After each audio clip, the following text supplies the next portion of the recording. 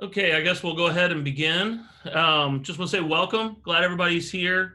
A couple weeks ago, Eleanor was kind enough to do a session for the Dayton Society of Artists, and and we had been talking online, and I got the idea for doing this, being a part of the Dayton Photography Group online, and Tripod Camera Club, and not being able to meet. I thought it'd be a great idea if they could hear her too, and wanted to kind of give that opportunity for her.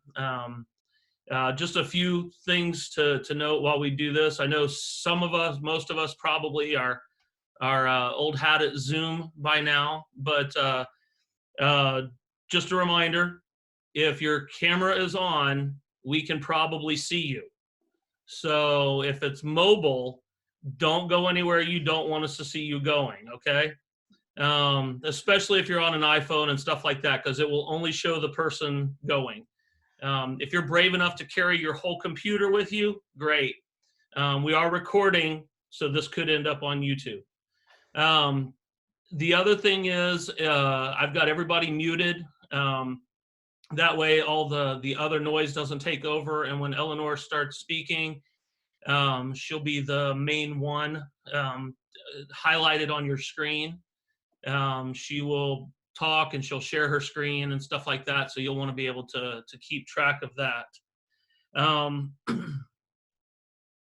Eleanor is a photographer and storyteller, adventurous, all kinds of stuff. I mean, you need to go to her website and just take a peek around.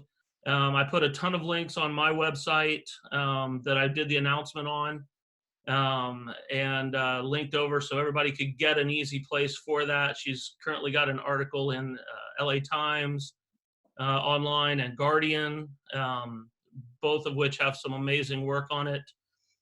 She sells prints, and all of her work she uses to fund going over and doing this. And I noticed she has a Patreon account, so if you decide to support her, please go do that off of her website.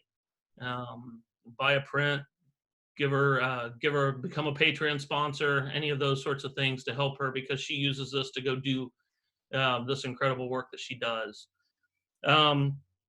If you have questions, she will give time at the end for some questions and stuff like that. Down in the middle of your screen is a chat section.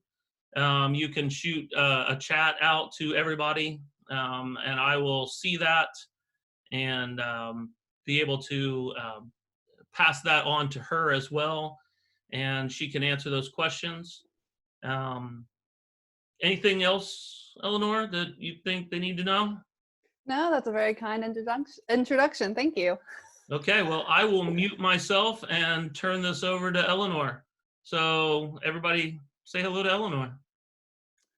Hello, I'm Eleanor, and I was actually born in Dayton, Ohio, and my parents left when I was 4 or 5, but I've spent a lot of holidays, summers, recovery time in Dayton, and so I have a little community here, but I don't really know many photographers, maybe 1 or 2. And actually, I moved back from China November, and one of the big reasons was because the further I get into my career, the more isolating it becomes. And I think a strong, positive, constructive community is one of the most important things in a photographer's career and development, no matter if you're in the beginning or if you're past retirement. So I'm actually really looking forward to meeting you all in person once all this ends, or at least gets a little bit better.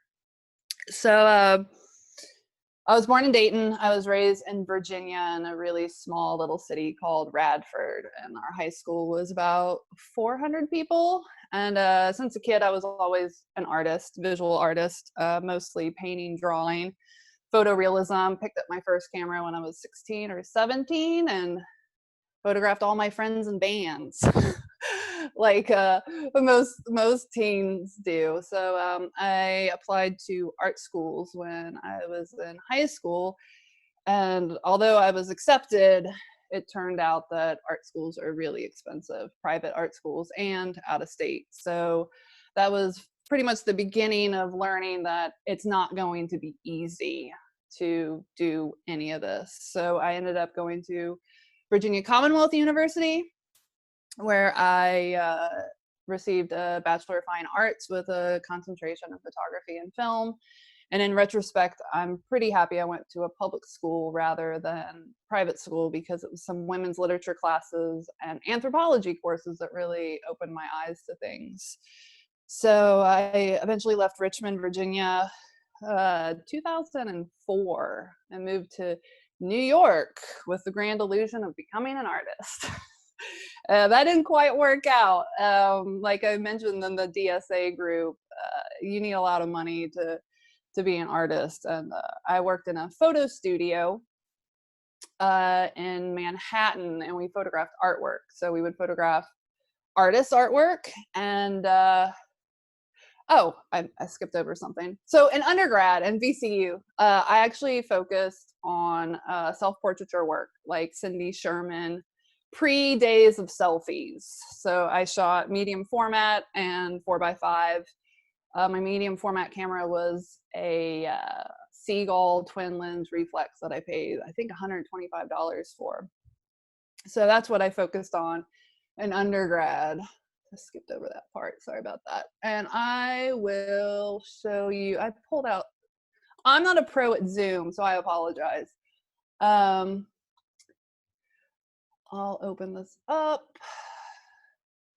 You can watch me think about computers here. And so it was all black and white film. So this was probably all shot in the early 2000s, 2001, 2002. I don't know how to.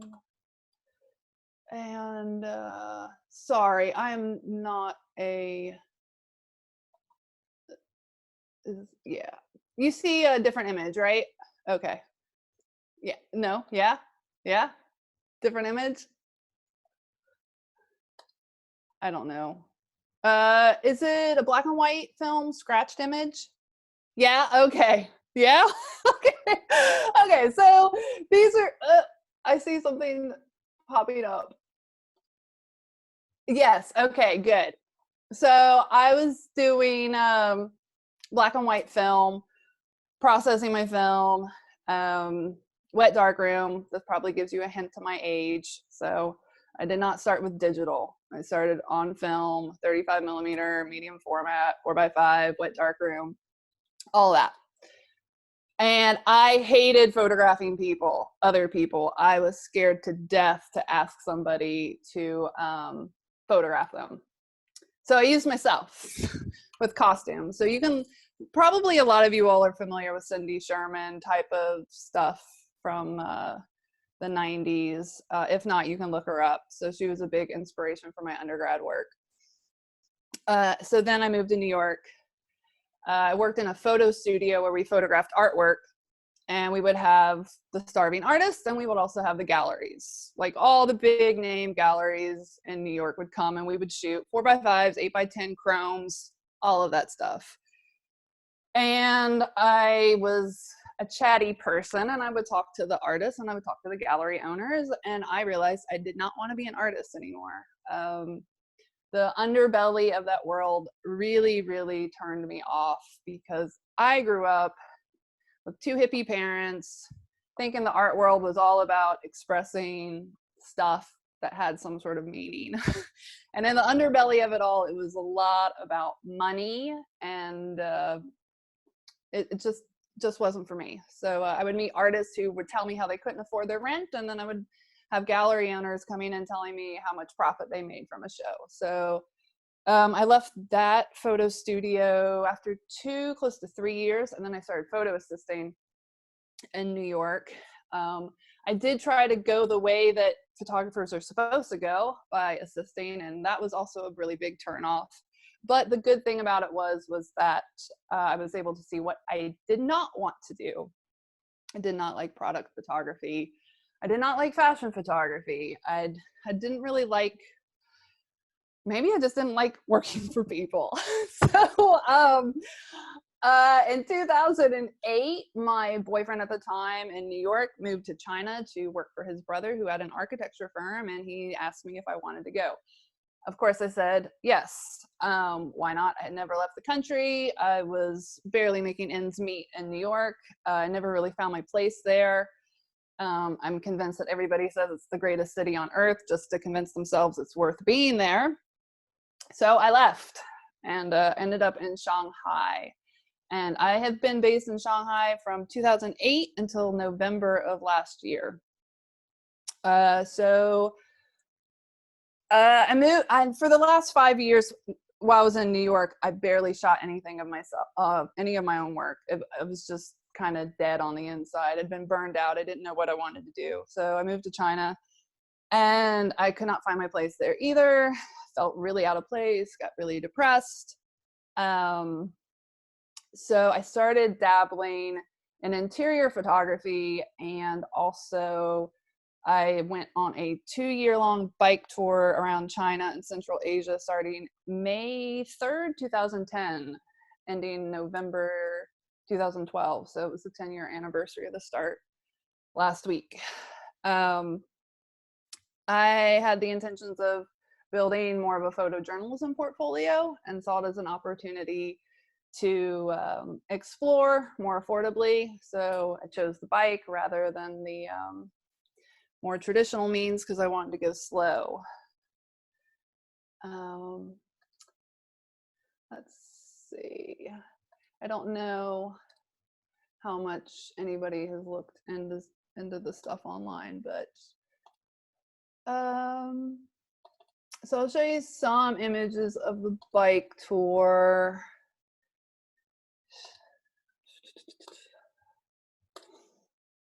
Okay, so this is towards the end. This is what I lived on for 2 years. And the camera gear is in that front little bag attached to the handlebars, and the rest of my life in the rest of the bags. So, let's see. So this started in 2010. I started in Shanghai, went through most of China, and then ended up in the Tibetan autonomous regions. Oh, let's see another chat. Do you want me to see the chat or not see the chat? Okay. So I started cycling through China into Central Asia. This is into Tibet. There's a website, Wander Cyclist. So I started photographing people. And obviously I was warming up to the fact of asking people permission. So a lot had changed from like my undergraduate work into exploring other regions and fitting in with cultures and people. So this is in Tibet. This is towards the middle of the trip. Everybody that I photograph, I do ask their permission, unless it's street photography. So I'd been pulled into the Tibetan Autonomous Region for a little while. I didn't really travel with a general destination except to go west. Eventually, the police caught me in that region and kicked me out, but I kept going along. And here I ended up in Xinjiang Autonomous Region, which is in northwestern China. I don't know how much of you all keep up with the news of the persecuted Uyghur minority in that region. So this would have been February 2012. So I go through Xinjiang. I'm exposed to Muslim culture and Islam for the very first time in my life. And it really opened my eyes to a lot of things. Tibet had opened my eyes to a lot of experiences, and then coming into this strict region, a lot of Islamophobia around the world. And as an American that hadn't really traveled much up to that point, I had these ideas that had been put into my head, and those ideas were kind of blown out of the water. So it was one of the most welcoming and amazing areas that I've ever really traveled through, and people just really, really took me in. This family, I do not know where they are, because this is, they were living in Kashgar at the time, an old city on the Silk Road trade. And I went back to find them a couple years later, and I couldn't find them. I have some other friends that have gone missing as well, but I'll get back to that. This is in Tajikistan, so I actually went through Central Asia for a little while, and being an American, I could not go through Iran, so I actually turned back around through Central Asia and came back into China. This is Tajikistan as well. People are generally really, really welcoming in that whole area. This is actually, they're Muslim as well. And this is a game of buzkashi, which, if you ever have the chance, it's the most amazing, amazing sport in the world, in my opinion. So that's actually a dead goat that they use. It's basically like bike horse polo, but they use a dead sheep or goat. But so I was cycling down the road, and they invited me over to watch the game. And once they became well intoxicated, they recommended that I just head on to where I was supposed to be going. So I entered back into Xinjiang, and this would have been October of 2012.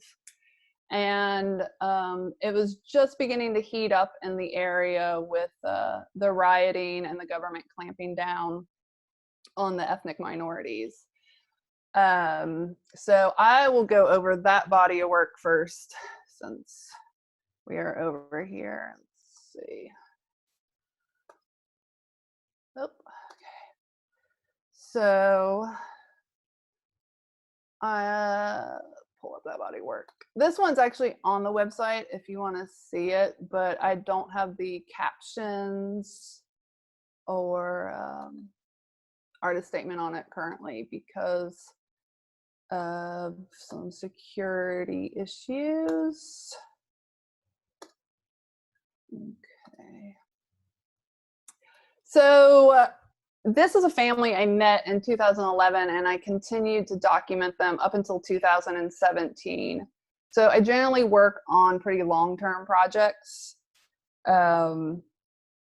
This is a couple. They're obviously farmers, and I'd been documenting them up in 2017, and what stopped the work in 2017 was that everywhere I went, I was getting pulled out of cars, and the police would interrogate me, and my bags would be opened up, and my stuff would be thrown out on the streets, and it was just getting really difficult. So this story is actually focusing on the women's roles in this culture, because at the time, the men were being imprisoned for having a beard, praying at a mosque, having questionable information on their cell phones. So at the time, as a woman, I was given access to more of women's lives, and it hadn't been really focused on at that point. So this body of work focuses on the roles of women and their strength and bravery through a lot of these times. Let's see, get this moving here. Cotton is one of the major sources in the region. As a side point, if you've bought something made of cotton in China, it's 80% likely made by slave labor in Xinjiang. Something for you to think about in the future. But it is a major source of crops in the area. This is an amusement park. We had gone out there. I'd gone out there with the family for the day, and you can kind of see that the men are really starting to be absent in their culture. So most of the work I do is focused on women's issues, not because I'm a woman necessarily, but maybe a little bit. It's a way, access as a woman. And I feel like it's very underrepresented in Asia. This is some of my friends dancing before a wedding. The couple that I've lived with, apple harvesting. You can see the mix of Chinese and the Uyghur language mixed in the culture. Women do work. This was Rezwan Gul. Her husband has been in prison, I think probably for close to 4 years at this point. He was taken out of a mosque for praying and imprisoned. And this is here she is again, and we went on a walk one day, and she looks at me with tears in her eyes, and she's like, you know, the biggest fear I have right now is that my children will be taken away from me, and they will be put in orphanages, which has been happening over the past few years, where the children are taken from the families and put in orphanages, and maybe some Han Chinese will adopt them, and that's a great technique to eradicate their culture.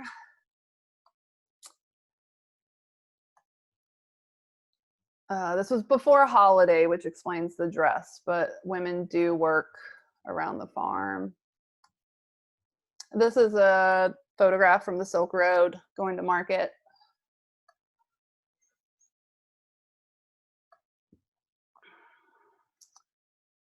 Good old Mao there, always has his eye on everybody.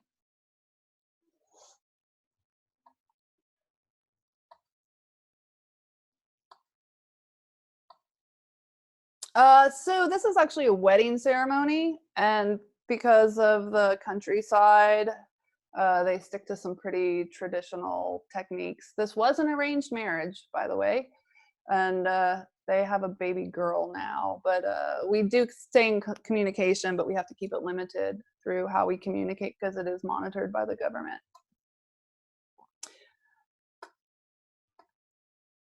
Mulberry picking.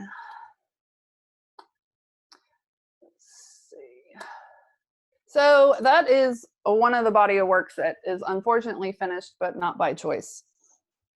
So I do focus mostly on women's issues, persecuted minorities, and more rural regions of China and Asia.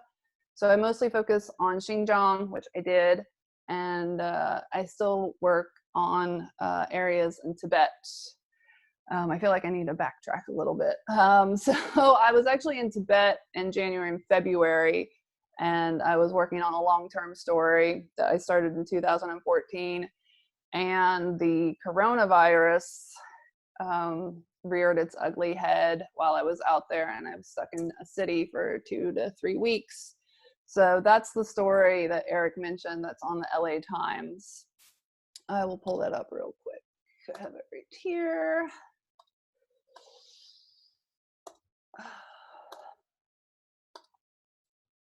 So I was stuck here for 3 weeks, and I'm been dealing with the police in China for a few years, well, for a while now, so I know how to sweet talk my way around a little bit. I do speak Mandarin, and I'm actually using my quarantine time to start my Tibetan studies. So I generally can speak Mandarin with authorities, and there are many perks to being a female. So I could always get into that topic another time too. But most of the stuff is actually shot with the brand new iPhone because there were some serious security issues with me being out there. This was actually shot with the first photograph is shot with the Nikon Z6, and everything else is mostly been shot with an iPhone because it was not welcome really for me to be photographing with a big camera in a highly restricted area. So I got into the region around January 19th and finally left February 17th, not really by choice, but because the hotels were just really not willing to accept a foreigner.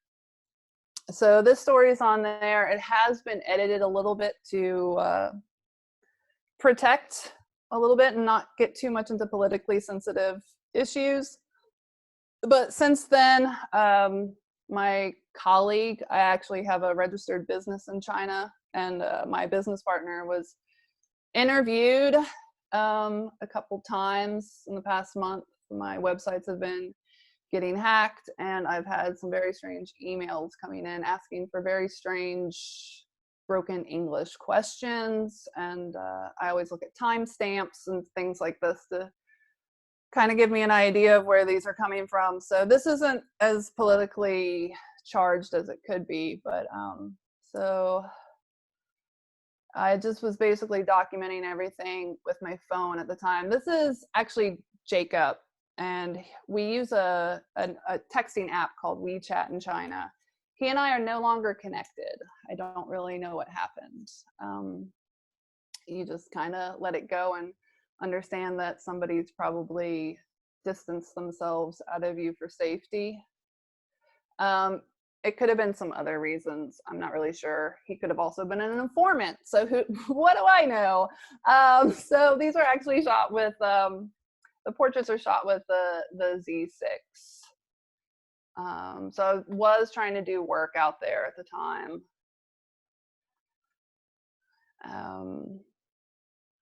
I was sprayed down in my room, and it was not a very welcoming experience.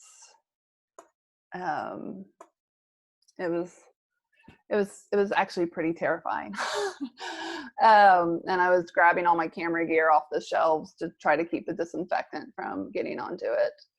Ironically, the guest house owner, you can see the translation. I could understand what he was saying, but he just wanted to clarify it to me. And that actually says it's best to go back to America. But here we are now. So this is kind of just the story of leading up and going through the area. And I was never able to get to where I was going at the time. So, okay. So let's pull up some other stuff.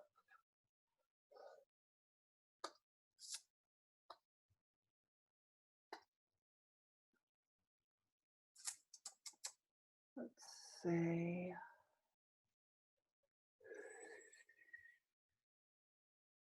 Why isn't it showing up here?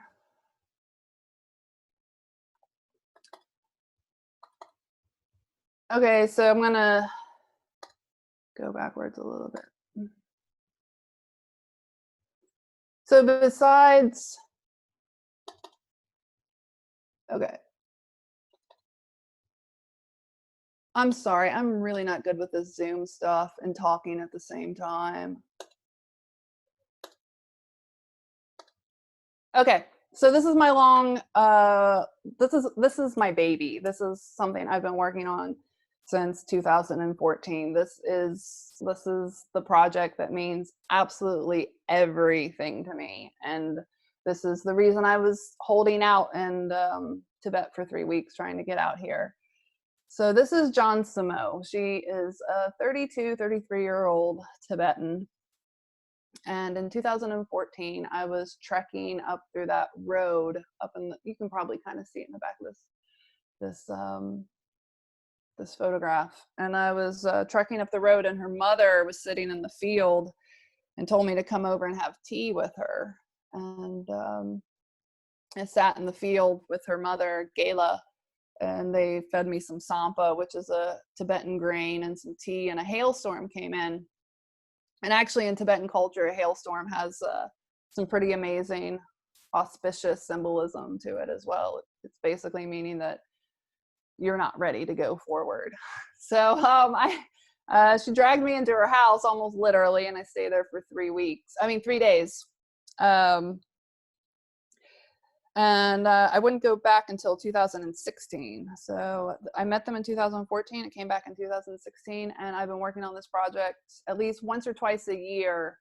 So I visit them usually 2 seasons out of the year since 2016. So this is John Samo. She is a modern day warrior, in my opinion. And she had just had a baby in November, which was a reason why I was going out there.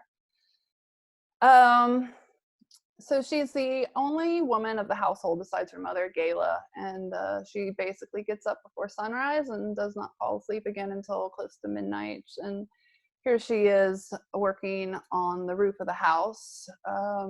Tibetan homes are mud-packed homes generally, and she's taking dirt up.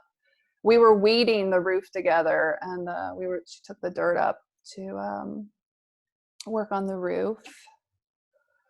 Let's see. We were standing outside one day and she decided that she was going to show me how tasty the mud is. And I have tasted it a few times with a few different people, and I do not enjoy the taste of mud, but she does. This is inside their home. So when I do work, generally, I do not work with a fixer. I do not work with a translator, and I find my stories completely on my own. And they usually develop over time. A lot of times I don't know where they're going to go, and I think that's probably why I do a lot of long-term projects, is because I'm just kind of working and then come back home and look over the images and see where they're going. And then actually the last year I've been working with a consultant, and I don't know if any of you all have ever worked with a consultant, but man, is it is it worth it? It's really helpful to have somebody look over your own work and help you write about it as well, even with captions and artist statements and all of that stuff. So I have had another person help me with this stuff. I think we all know how difficult it is to edit down your own work. This is early in the morning. She's putting the yak dung on the walls to dry for the fire. This is actually a photograph from 2014, the first time I stayed there. This is probably would have been 2016. She had just washed her hair. We were out in the field hanging out, and it was actually this project that's really pushed me into wanting to get more into portrait work, because I've just really done photojournalism work, more documentary style stuff. So actually working with her has really, really pushed me more into wanting to do more formal portrait work. This is Joshi, her little brother, cutting the barley that will be eventually ground into the food. And she was also in a horrible tractor accident after that incident as well. So I was actually contacted by people in the hospital that she had had an accident, and I went in to visit her. She doesn't really remember me visiting her, but because she was pretty drugged up, but she took off the top of her head. And so her sister-in-law also had an accident at the time.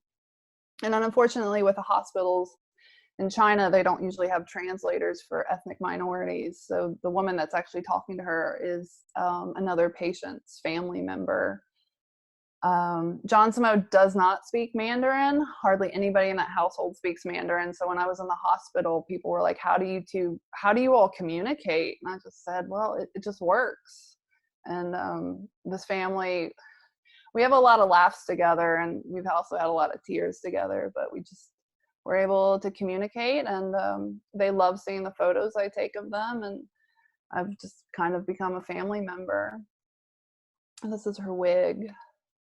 This is Gayla, her mother. Gayla is a wonderful human being as well. Gayla is about a year or two older than my own mother, and the last time I was visiting, Gayla actually started crying when I was talking to my own mother on the phone, because Gayla wants to be my mother. So I soothe her and let her know that she's my Tibetan mother, and she can speak a little bit of Mandarin, but not too much, but enough. These are protective amulets that belong around Johnson that she started wearing after the accident.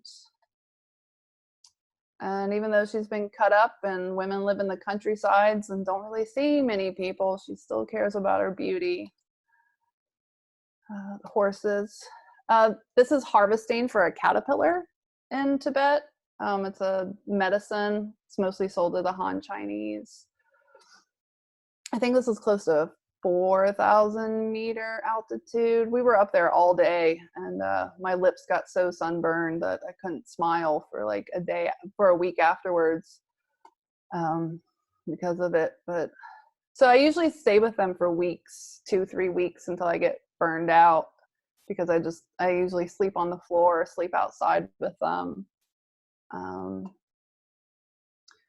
So yeah, my bed was actually right next to John Samo here. And charging up the fireplace.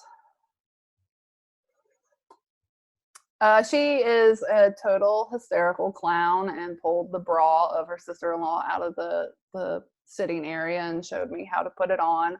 she had a little difficulties, but I helped her. I helped her on that a little bit. So I do interact with a lot of the stories I photograph, and she's here on the far right cutting down the barley. And this is I think one of the final images of the story so far. We were walking down the street one day and she was showing me all the edible flowers. So besides, I learn a lot with them. And so she was showing me what flowers are edible, and it's actually charged, it's made me want to start pursuing a story further about Tibetan women as healers, like natural holistic healers, because most of the doctors in Tibet are either like practicing like Western style medicine, or they're monks and lamas that use Tibetan medicine. But women, I've been at Gayla's house and somebody will be sick and she'll run up into the mountains and cut down berries or twigs and make it into a tea. So this is kind of what I would like to pursue next, is documenting Tibetan women as healers, not just for the story, but as for conservation as well, because these things are disappearing. And my goal for my work is actually just to basically conserve this culture for the future. I don't really have any grand scheme or plans to make lots of money off this work, just that hopes that it has some sort of relevance in 50, 60 years, maybe even 10 or 20 years, as at the rate that it's disappearing. This is the final shot of the story so far, and that's from their rooftop looking into the valley. I do have a lot more work from there that's not been updated, because as you all know, it takes a little bit of time and concentration to sit down with your work and sift through it. And right now I'm just not emotionally willing to do that right now. So this is more recent work from last summer. This is Gayla. And again, she and I don't really communicate very well. We can speak some Mandarin with one another, but this family really is the reason why I've finally invested into learning Tibetan, so I can speak with them. But she's an amazing, amazing little woman. Let's see, how do I get this to move? Just hanging out in the springtime. This is the caterpillars we went to go harvest. So this little village probably has about 30 homes in it. And all the women know me at this point because I've spent so much time there. The police now know me too. So the women are pretty open and willing, and I just blend in with everybody. And when they don't want me to photograph them because of their wrinkles, I usually pull my hair up and show them my gray hair, and they all have a good laugh and get over it. The men were sleeping. I could go on about these issues too, but this is about photography. This is Soma, John Somo's one of her older brothers, who's a monk. This is an uncle with his nephew and daughter. So most families have between 5 to 9 children. That's probably the age difference. So this is probably, I think this is his last child. I actually saw him last summer. More harvesting. This was John Somo last summer while she's still pregnant. This is Iga, her older brother, reading sutras. I just kind of creep around the house and take photographs of them. At this point, they don't care. They know what I'm doing. I've shared a lot of things with them. I've actually made a short film that's on YouTube featuring the family as well. So they enjoy it and just let me go around things. This is Shinju. This is Gayla's youngest grandson, John Somo's nephew. And at this time, his father had recently been incarcerated for stabbing a man to death. So there was a lot of drama in the household at the time. And at one point, Gayla, the mother, is sobbing in the living room, and I'm the only one there. So of course I go over and comfort her and hug her because she's just doesn't know how to deal with all this stuff. So I've witnessed a lot of unpleasantries as well. It's a very tough life out there. John Samo bringing in the yaks and more portrait work. That's Chinju's mother. You're probably not keeping up with the names at this point, but this is Gayla's daughter-in-law, who was also injured in the tractor accident. So I started adding a lot more portrait work to the photojournalism work. And one of the things I've talked with my consultant about is that photojournalism these days, they really want a lot more portraits in it. And a lot of open calls I've submitted to, they're always like, "Oh, you should do more portraits." And I'm like, "But that's portrait, that's portrait work. It's not photojournalism." So it's kind of, these lines are getting blurred with what's expected. Doctors visiting John Samo. Galen Shinju. So usually I just have I usually work with, I had been working with the Nikon D800, and then I picked up the Z6 last summer, and I also work with a Fuji T20 now as well. This was, I think, the Z. And when I'm hanging out with them, I usually have my camera within reach or in the other room, or I have the 20 around me. There are a lot of times I just don't photograph. It's all just part of the living experience. And because of Tibetan life, there's a lot of downtime, a lot of just sitting and waiting for something to happen. And usually in the mornings, it's really calm and quiet. And I've usually gotten some pretty nice shots in the morning, especially with the lighting, because the region is between 4,000 and 5,000 meter altitude. So shooting outside during the day usually is it just doesn't work very well. So I really try to work in the mornings and during those magic hours. So this was really beautiful light coming through the windows that day. Yeah, so this would have been like the lighting that I don't like, especially when they wear hats, because it's just really, it can be really tricky, as you all know, with that bright, intense sun.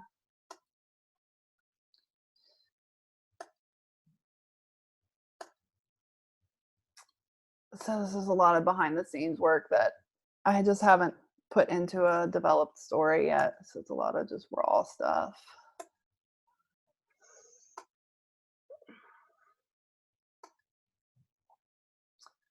So John Samo and Gayla remind me so much of my own relationship with my mother. She's such a jokester, and they both are really. And John Samo's spraying down her mother with water, and she's always entertaining. And Gayla does the same kind of stuff. There's a lot of laughter out there.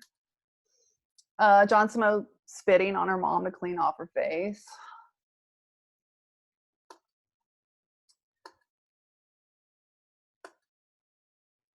Yeah, these women are amazing. So one of the issues when I photograph women is that I do not want to disenfranchise anybody. I do not want to objectify anybody. I am not trying to make anyone the exotic other. These are things I keep in mind at all times when I'm working. And that was one of the things working with the consultant. He made me be aware a little bit of my language I was using, because I consider myself part of the family there. And I don't see them as exotic brown people. They're my friends and family. But these are dialogues that I like to keep going and talk about. And, you have people that use fixers and translators, and then you have people that just work the way I do and just see what happens. So I do try my hardest to show women and these people as brave, as resilient, as inspiring. I do not like using terms like, "Oh, look at the poor people." It's just a different type of life. And these women have inspired me to in my own life, and it's just really amazing women. So I do keep these dialogues going on in my head, I guess monologues. And I really, really snub my nose at some work that I've seen. I think I remember his name, but I'm not going to bring it up. He made a big book of portraits of like ethnic minorities and their costumes. And as somebody who's worked with ethnic minorities, I know these people don't wear those clothes all the time. It's usually weddings, birthdays, festivals. So when I see these people, like, I can just imagine it, like, oh, can you put on your wedding dress for me and let me photograph you? So these are kind of things that I really don't want to get down and like get with. So like a lot of Tibetan youth wear like trucker caps, and they dress very hip, and I have no problem with that. I'm not going to go ask somebody to dress into their ethnic costumes for a photograph. And this is John Samo, right? And this would have been about a month before she had her baby. And this is me with them. Just really, really great people. And I do participate. I've tried to milk the yak a few times. It doesn't work very well for me. I still need to work on those skills. Obviously, John Samo was a lot better with the camera than me with milking the yak. And this is where I was sleeping last summer. So this is to give you an idea of the luxurious life of a traveling photographer. So that's where I slept for a couple of weeks. And then sometimes I'll sleep inside if it gets warmer or if it gets cooler outside. Somebody, I think my mom took this. I actually took my mom to go visit them a couple of years ago. So they're my story, but they're also my family. And I guess when you have photographers that are documenting their own family, it's kind of similar, I guess. Okay. Let's see.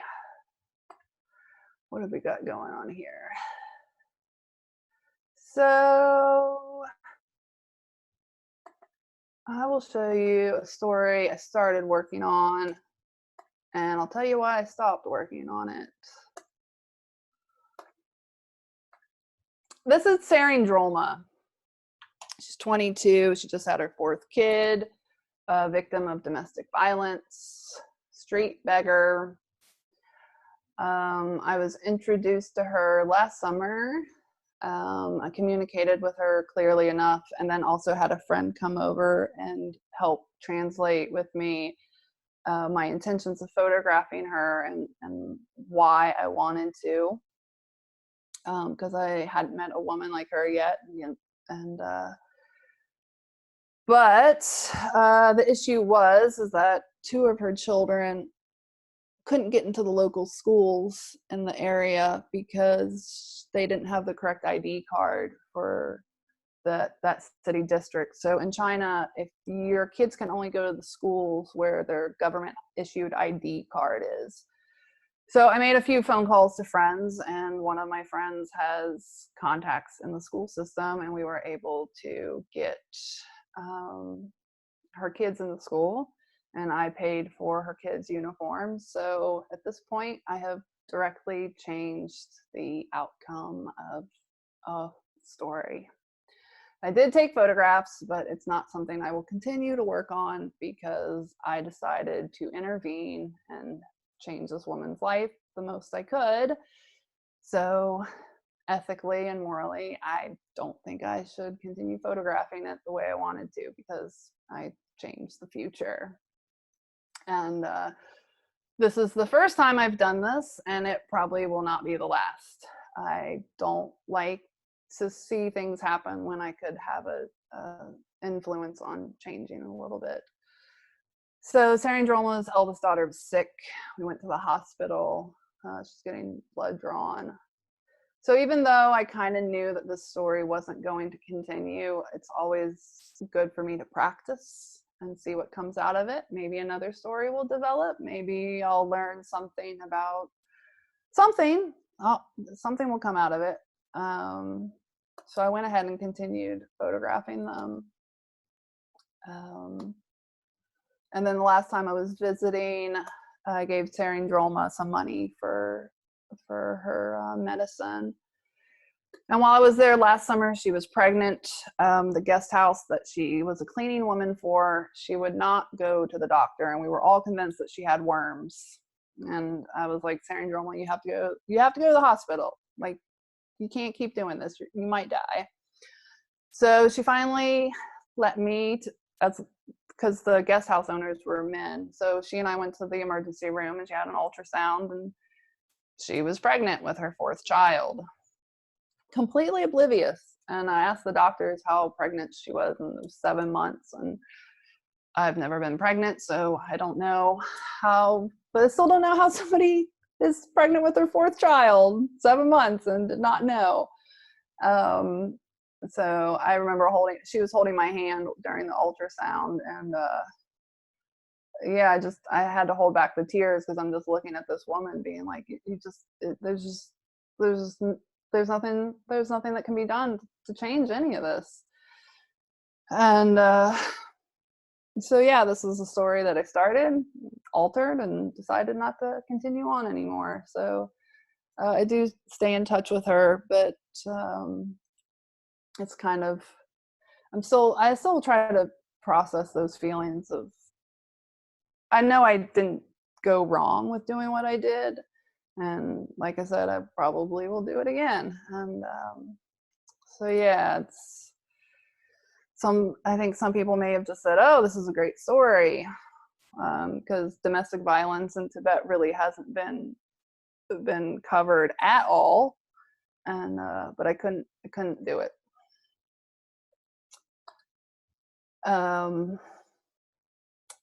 Let's see. So that was kind of a bit of a, I don't know, life change. It wasn't life changing, but it definitely made me look at my role as a photographer a little bit differently, and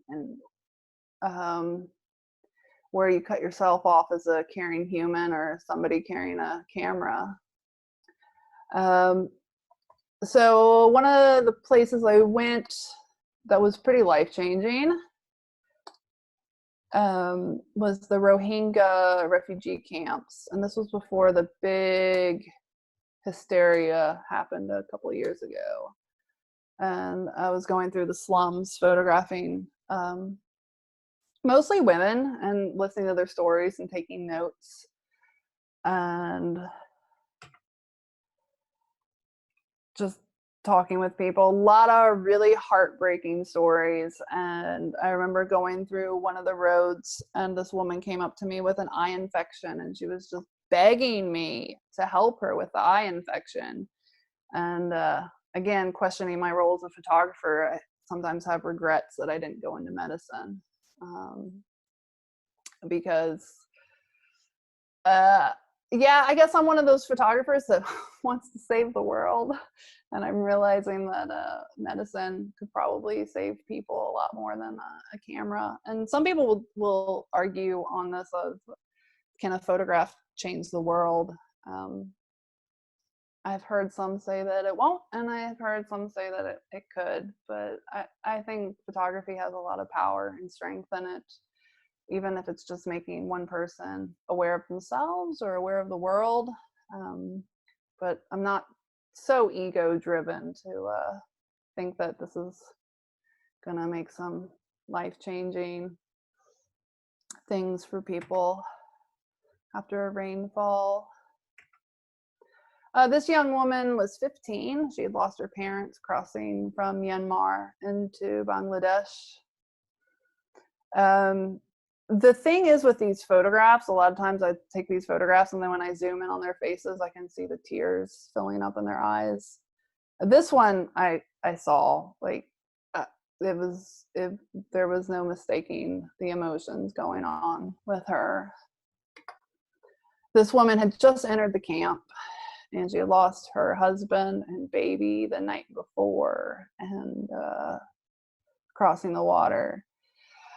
I still get goosebumps thinking about it. And I remember just standing there in shock, because the woman in the background, you see, she was actually saying what was happening, and this young woman was just standing there in shock. And I just remember thinking, do I take this photograph? Do I not take this photograph? Do I take this photograph? This is horrendous. Like, all these thoughts going through my head of like I wanted to hug her, I wanted to help her, and then all I could do was take a photograph. So yeah, humanity's rough sometimes. And so this was a moment where I don't forget this moment at all. And she was okay with it. I mean, she was in shock. But you know, a lot of other people had just been living there for years. After a rainfall. So one of the things with the Rohingya camps was that since I had been working in Xinjiang with the persecuted Muslim minority there, when I got to the Rohingya camps, it was kind of an eye-opener of like, oh my God, this is the future of the people I care about, my friends, my family. So it was kind of like looking into the future of an area that I had been working in for a while. I am beginning therapy, by the way. I have seen a lot of awful things, and I've decided after a while that I need to process some of this stuff and some of the stories that I've heard. I do have some really nice things too. These stories are starting to get pretty sad. A couple years ago, so most of all my work is all my work is funded by me, all the work in Asia, all the photojournalism work, because I care about it. There's not a lot of money in it. It's shameful to even discuss what magazines and newspapers pay for a freelancer contribution, and there's pretty much, I mean, and now people will do a lot for nearly nothing with the marketing of Instagram. So I do all of this out of my own pocket.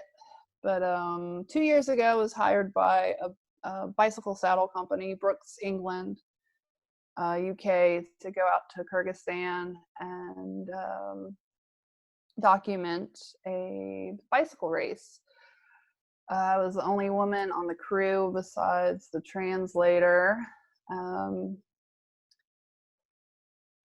this was fun. So I kind of was able to direct where I wanted to go with the project, and we were doing mostly like focused on culture. So we lived in this little Russian van for close to 3 weeks and went along the bicycle route, documenting it. So they actually hired me, one reason because I'd been in the region and I'm really good with land crossing logistics, and I can read a map pretty well too.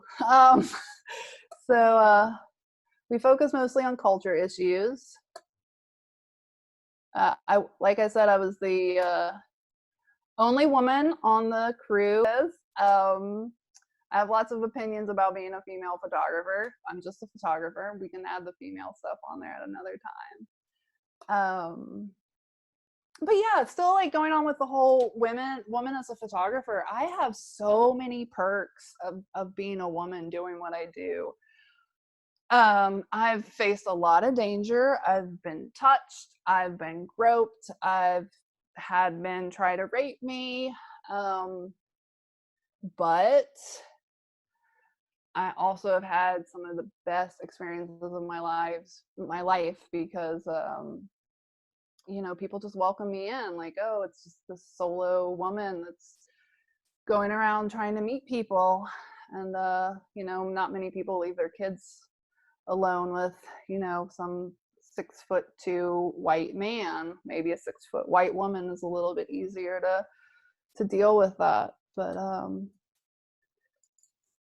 yeah, there was a lot of clashes with me and the guys I worked on the crew with too. So maybe I do have issues working with people. This is one of the bike tracks that we were going down. but it was fun. It was nice to get paid for what I really like to do.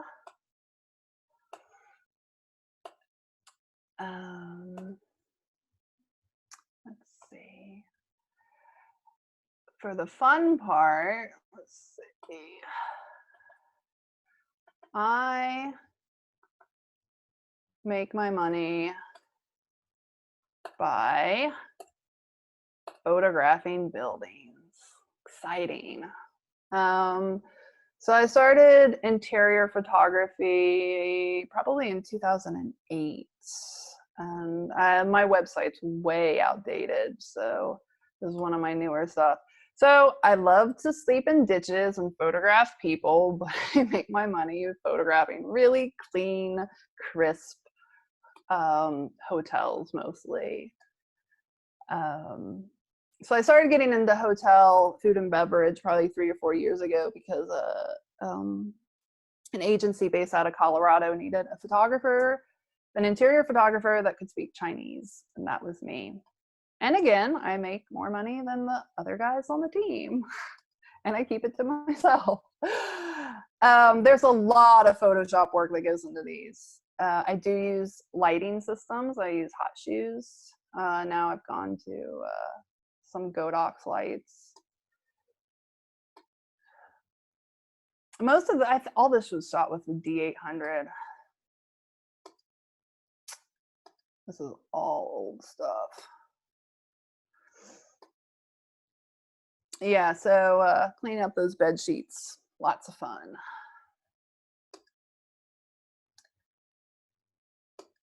So yeah, this is the boring stuff. So yeah, shooting hotels usually work from around right before sunrise to past sunset. So it's usually 14 to 16 hour days. A lot of personalities that I'm working with. I'm also not working in English most of the time. And I enjoy it. I enjoy it when I get paid. I don't know if something I like jump out of bed to do. I'm getting kind of burned out on it. And I also have, last year I was going to the doctor for some nerve damage and shoulder issues. So the life and work has actually caught up with me.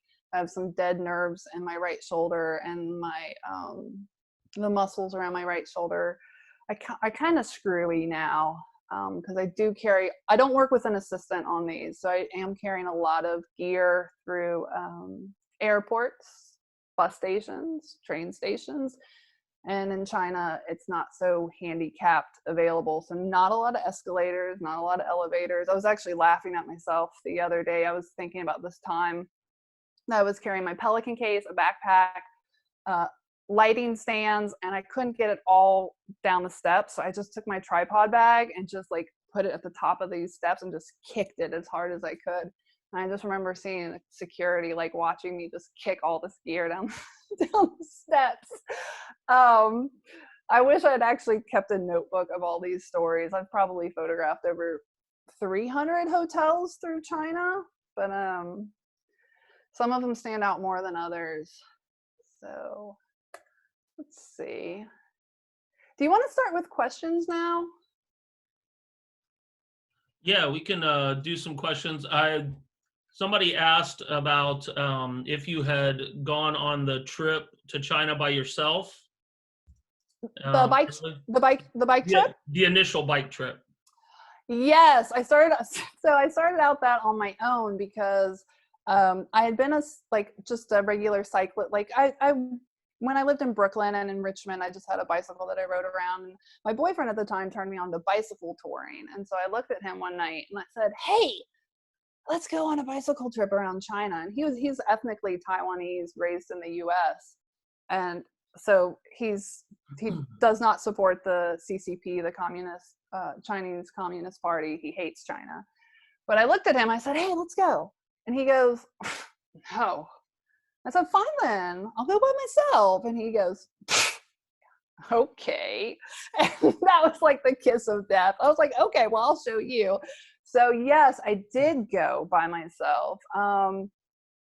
In Sichuan, in the Tibetan regions, I did meet a fellow American guy, and we stayed together for close to 3 weeks. And then when we got to the Tibet Autonomous Region, we broke apart because we had this massive fight because I was the one that was speaking Chinese, and I was like working on sneaking through police checkpoints. And so we just blew up and we went separate ways. And I had met some other people that I would cycle with for like a couple of days, but primarily, yes, by myself. So yeah. If anybody else has questions, you want to type it into the, hold on a second, let me do this. Okay, you are able to unmute your own thing and ask the question and then mute it back that way. Got it. I thought this was very good, and I thank you very much. It was really interesting and delightful to be able to experience a little of what you did. Want to know, Eric, if she does put this on YouTube, if we could have the address, because I know that there are people who I know who are interested in this type of thing. I'd like them to see it. I'm recording it, and once I figure out how the best place to put it and where it goes, then I'll get her a copy. We can put a copy somewhere. That way other people can get to it. Absolutely. Wonderful. Thank you. Thank you, Michael. Is the Los Angeles article from their newspaper available somewhere? Yeah, it's online. I can send the link. Eric, do you want to send the link, or do I put it in the chat? You can put it in the chat. I've also got it on the on flyrightphotography.com, the initial blog post that most of you went to. It's listed in there along with your website, your cycling adventure site, your Instagram, the LA Times, and the Guardian. Is all linked up there. Okay, thank you. Mm-hmm. You're welcome. Thank you, Karen. On your trips to China, what lenses did you take to keep your kit as small as possible? I worked with a 16 to 35 for most of it. In retrospect, I don't know if I would do that again. I did take a 50. I rarely used it because it was so dirty out there. I just wanted to keep one lens on it. I'd never worked that way before. I'd always worked in studio environments. So my former employer in New York had recommended the wide angle, which was good to work in the nomad tents. And also as somebody that was terribly, terribly anxious about getting close to people for photographs, that wide angle made me like really get close to people. So that really broke me out of my shell, because I'm like, well, I have to get close. So this summer I shot only on a 50 millimeter, and I totally fell in love with the 50 because I'm already so close to people at this point. Like I've already broken past that like intimacy with people, that I put a 50 on there, and I guess I was kind of stuck in that mode of like 50 millimeter prime. That's so college. It's so amateur. And then, like I put it on and I was like, oh my God, like my work just totally went another level, at least from me. And then like my friends were looking at it too, and they were just like, what happened? And I was like, maybe it's me, but I also think just switching up the gear, because having that zoom, I was just having so many options. And then with that 50, I was just like crawling on the ground, getting down, and it was just like, this is the focal length. Can't think about anything else. So yeah, I worked with a wide angle on that entire bike trip. It makes nice landscapes. Some of my portraits are a little distorted. The perk of it is that shooting that wide on those low lighting, like you can hold the camera a lot longer. So there's not a lot of camera like handshake in those low light shots because I was shooting so wide. So that was one of the perks of it, I guess. Beth wanted to make sure, she said thank you for the stories of the strong women and how inspiring it is. And I would add, you need to go see the Guardian article. That one I really appreciated. That was really a good one on how the women are changing the face of the sports world over there. Dan, in what situation did you feel uncomfortable carrying a large DSLR and decided to use your iPhone instead? So I actually have always used a really crappy Android because I was like, I'm not going to use an iPhone or a camera phone because I want to have good files for archiving and blah, blah, blah. But then, so the new iPhone 11 Pro came out and I was like, oh, wow, like I could actually go back to Xinjiang and like really shoot again. So there are times that I feel a little bit watched because of the camera, but the last time was really the only time shooting the coronavirus stuff was really the only time I felt like I really had to rely on the iPhone. And I really don't like, I'm not an Apple person at all. Like I work PC. I really try to avoid their products, but man, like I wouldn't even have that article and a little bit of a paycheck if it hadn't been for those iPhone photos. So I really don't want, like, it was kind of like, well, it really isn't about the equipment, is it? Like, it's really about getting what you need to get. And and also talking about the situations with the camera, when I meet people for the first time, or I think, hey, these are really interesting people, I might want to document them, I never meet people with a camera. I always like meet with them like 2 or 3 times, like that family. There's a couple of photos of me with families and hanging out. I'll go to their house for tea 2, 3 times, and then I'll bring the camera over. Like I always try to feel it out. Like there's issues of being robbed, there's issues of police, there's issues of security. And I also just want to get to know people and not as, I'm here to intrude on your life and make photographs. So yeah, I really feel things out, but I do try to shoot with a larger camera. But this last time was like, yep, it's just gonna be the phone. So I don't usually like to plug products, but man, I love that phone. From Paul, I don't know if you're able to read it or not. Yeah. Loves your work. Kudos on the courage and persistence and great photography. Thanks, Paul. And Judd, a good number of people here are from the Tripod Camera Club that we're all a part of. That they haven't been able to meet. We haven't been able to meet for 2 months, 3 months now. And so part of talking with you was, hey, we haven't been able to meet for a while. This is a good way to hear somebody and bring them in and be able to hear of your story, because it was really inspiring when you did it for DSA. So.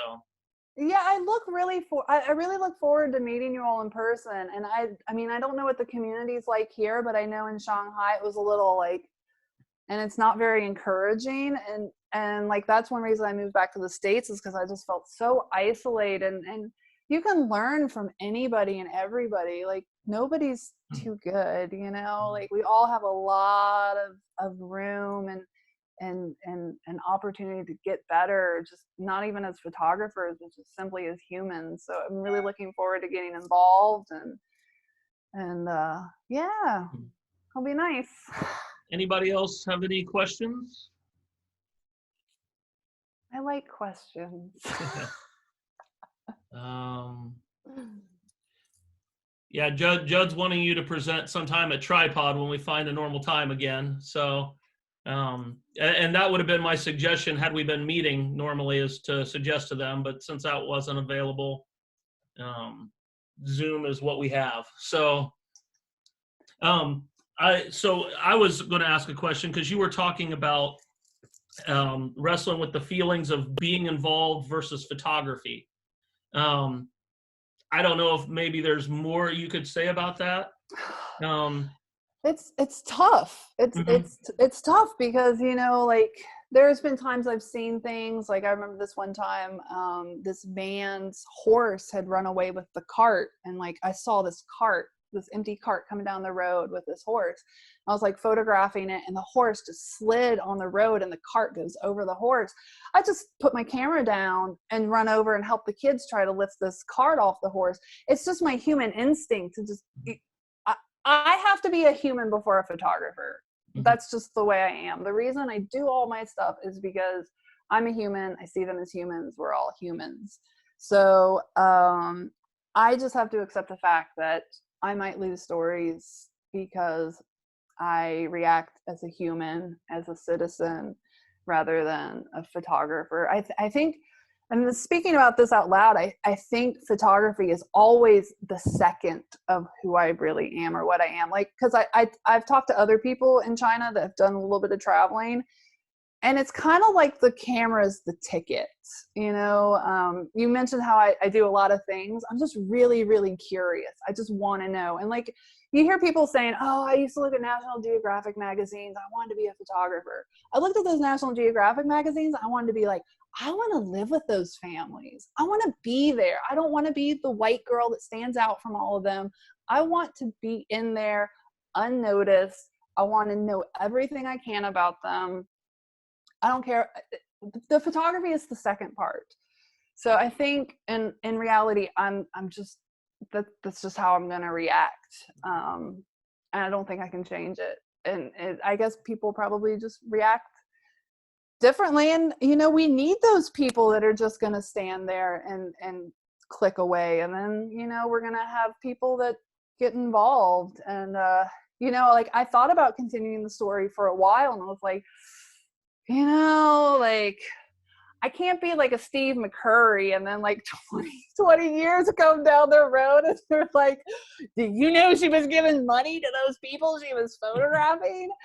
So like I never give money to people I photograph. Like John Samo's family, I bring them gifts sometimes just because they're family to me. They feed me. I eat their food, but I never give like kids like, oh, money. I'm like, no, sorry. And like I've even worked with some friends that have kind of helped me on projects, and like the Rohingya camps were really interesting because this one woman gave me this long sad story. It was really sad. And then at the end the translator said, so do you think you could give her some money? And I was like, okay, this is really weird. And then it turned out a big article came out in the Times that people were training these Rohingya refugees to give these stories to reporters and to journalists, and that was a big eye opener for me too. And that's one reason I don't in China. I've only worked with a fixer or translator twice in my life, and that was for the bike race and then one day in the Rohingya camps, and no more after that. So I think. Yeah, it's really, I kind of went off on a tangent, but it really helps to kind of use your human instincts on things.